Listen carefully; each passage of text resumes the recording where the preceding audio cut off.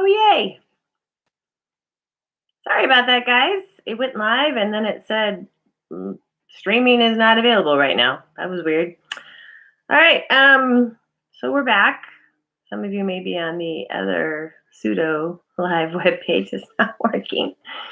Anyway, I'm going to go ahead and get started on this real live. Today we're going to do chapter 5. Lucy and Edmund have both made it into Narnia, and they both have just come back in through the wardrobe, and now they're back inside the professor's house. And I'm guessing they're going to go find their siblings who think that they're still playing hide and go seek. I think that's what they were playing. Quick reminder, I sent out an email to both classes today for a new flip grid it's called Eureka.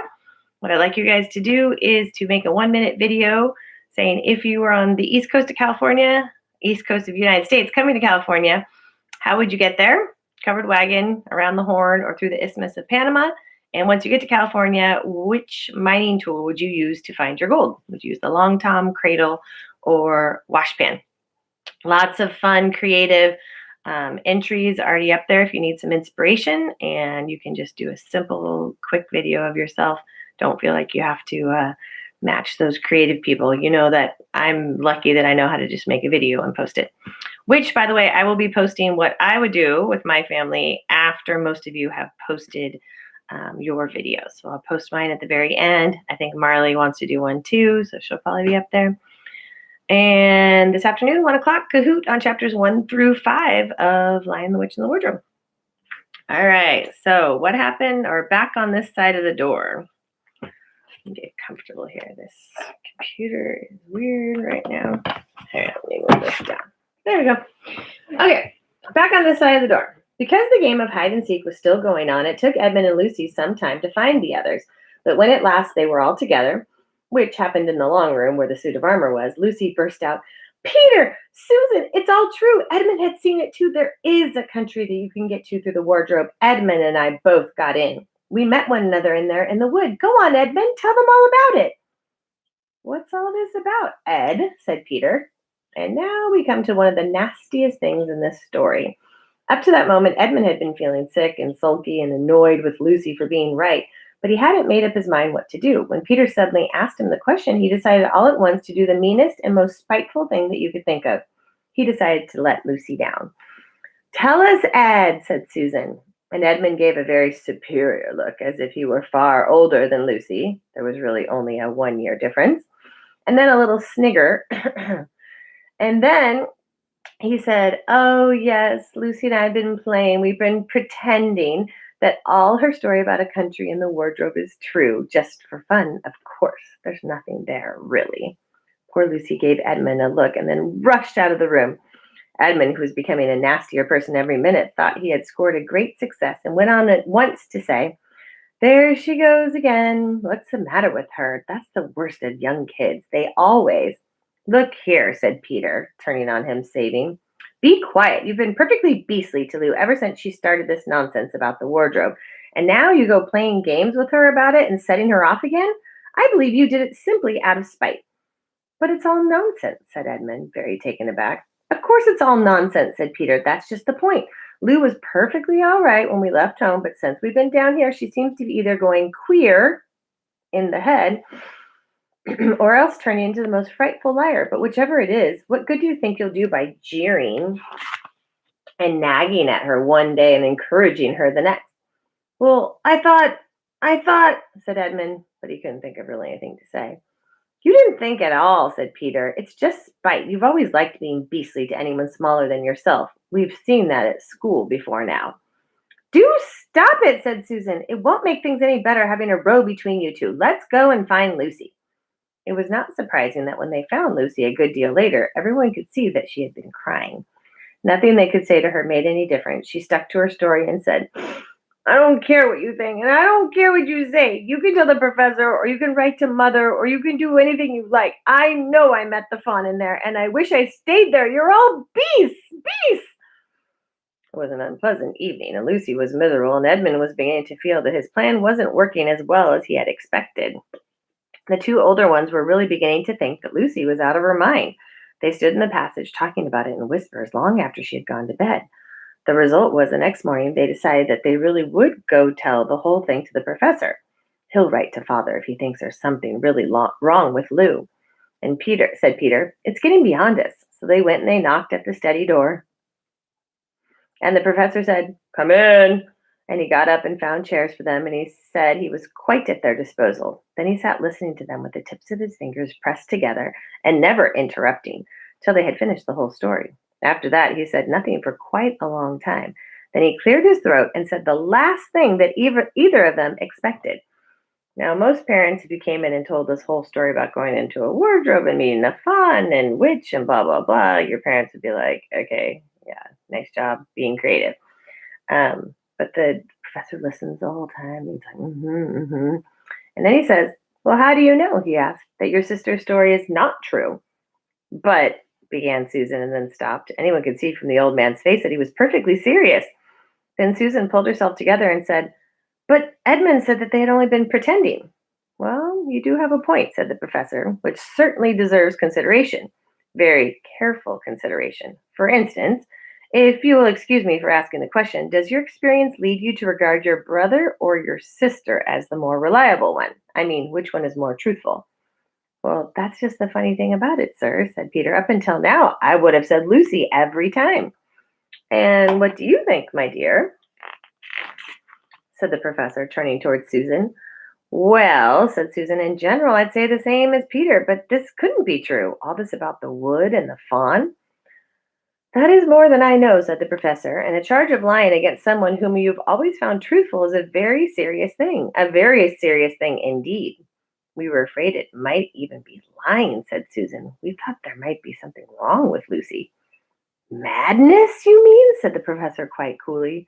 "Oh, you can make your minds easy about that one. One has only to look at her and talk to her to see that she's not mad." "But then," said Susan and stopped. She had never dreamed that a grown-up would talk like the professor, and she didn't really know what to think. "Logic," said the professor half to himself. "Why don't they teach logic at these schools anymore? There are only three possibilities. One, your sister is telling lies. Two, she's mad. Three, or she's telling the truth. You know she doesn't tell lies, and it's obvious that she's not mad. So for the moment, then, and unless any further evidence turns up, we must assume she's telling the truth."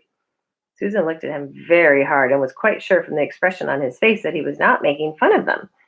"But how could it be true, sir?" said Peter. "Why do you say that?" asked the professor. "Well, for one thing," said Peter, "if it was real, why doesn't everybody find this country every time they go into the wardrobe? I mean, there was nothing there when we looked. Even Lucy didn't pretend there was." "What does that have to do with it?" said the professor. "Well, sir, if things are real, they're there all the time." So I want you to kind of think about that question. For something to be real, it has to be there all the time. And there's a really good question today in your packet about, can you think of some things that are real but are not there all the time? "Are they?" said the professor, and Peter did not know quite what to say. "But there was no time," said Susan. "Lucy had no time to have gone anywhere, even if there was such a place. She came running after us the very moment we were out of the room. It was less than a minute, and she pretended that she'd been gone for hours and hours." "Well, that is the very thing that makes her story so likely actually to be true," said the professor. "If there really is a door in this house that leads to some other world, and I should warn you that this is a very strange house, and even I know very little about it.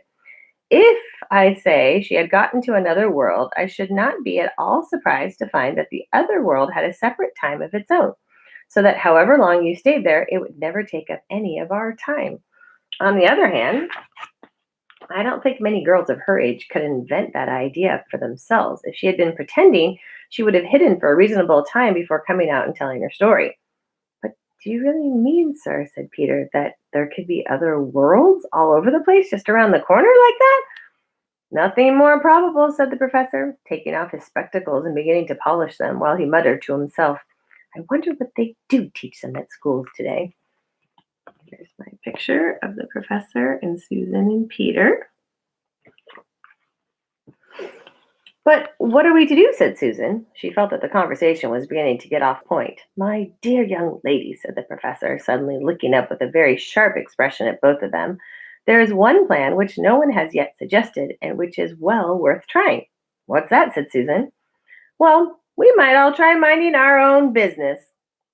And that was the end of that conversation. After this, things were a deal better for Lucy. Peter saw to it that Edmund stopped jeering at her, and neither she nor anyone else felt inclined to talk about the wardrobe at all. It had become a rather alarming subject, and so for a time it looked as if all the adventures were coming to an end. But that was not to be. This house of the professor's, which even he knew so little about, was so old and so famous that people from all over England used to come and ask permission to see it. It was the sort of house that is mentioned in guidebooks and even in histories, and well it might be, for all manner of stories were told about it, some of them even stranger than the one I'm telling you right now.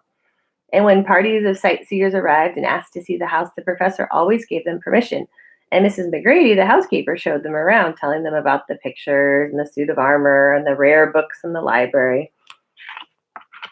Mrs. McGrady was not fond of children and did not like to be interrupted when she was telling visitors all the things that she knew about the house. She had said to Susan and Peter almost on the very first morning, along with a good many other instructions, and please remember, you're to keep out of the way whenever I'm taking a party over around the house. Just as if any of us would want to waste half of our morning trailing around with a crowd of strange grown-ups, said Edmund. And the other three thought the exact same thing. That was how the adventure began for that second time. So a few mornings later, Peter and Edmund were looking at the suit of armor and wondering if they could take it to bits when the two girls rushed into the room and said, "Look out! Here comes Mrs. McGrady and a whole gang of people with her." "Sharp's the word," said Peter, and all four made off through the door at the far end of the room. But when they got into the green room and beyond it into the library, they suddenly heard voices ahead of them and realized that Mrs. McGrady must be bringing the party of sightseers back up the stairs, instead of up the front stairs as they had expected. So after that, whether it was they lost their heads or that Mrs. McGrady was trying to catch them, whether some magic in the house had come to life and was chasing them into Narnia, who knows? They seemed to find themselves being followed everywhere, until at last Susan said, "Oh, bother! Here, let's get into the wardrobe till they've passed. No one will follow us in there." But the moment they were inside, they heard voices in the passage and then someone fumbling at the door, and then they saw the handle turning. "Quick," said Peter, "there's nowhere else." And he flung open the wardrobe. All four of them bundled inside it and sat there, panting in the dark. Peter held the door closed, but did not shut it, for, of course, he remembered, as every sensible person does, that you should never shut yourself up in a wardrobe. I think that's the fourth time they've said that now. Was it fourth or third? I don't know. They keep saying it. Ooh, it ends right there. So the playing hide and go seek. Mrs. McGrady is doing the tour. She's reminded them, don't get in my way when I'm doing a tour. They have nowhere else to hide. They jump into the wardrobe. Peter makes sure not to close it, and all four of them are in the wardrobe waiting. Next chapter is called Into the Forest. So you probably know what's going to happen in that one, right? All right, so today before we started, I was looking ahead on how on earth we're going to finish this book and finish the next chapter in social studies. I figured out a plan for this book. We're going to do, next Monday is actually a holiday, so we don't have any school on Monday. So Tuesday through Friday, we're going to do 2 chapters a day in Lion, the Witch, and the Wardrobe. And then we'll do 1 chapter a day for the last week of academic school, Monday through Thursday. And then probably have a test Thursday. I don't know, maybe Monday through Wednesday, and then have a test on Thursday, somewhere around there, or maybe on Friday. So 2 chapters each day next week, 1 chapter for the following week, and then a test somewhere in there. All right, I'll see you guys today, 1 o'clock, Kahoot. Maybe look over your questions in your packet. Don't forget to do 3 vocabulary words in your reading response packet. Answer your questions quick, right? I want you to really think about what is something you can think of that might, or can you think of something that's real, but's not there all the time? What could it be? All right, see you guys later. Bye.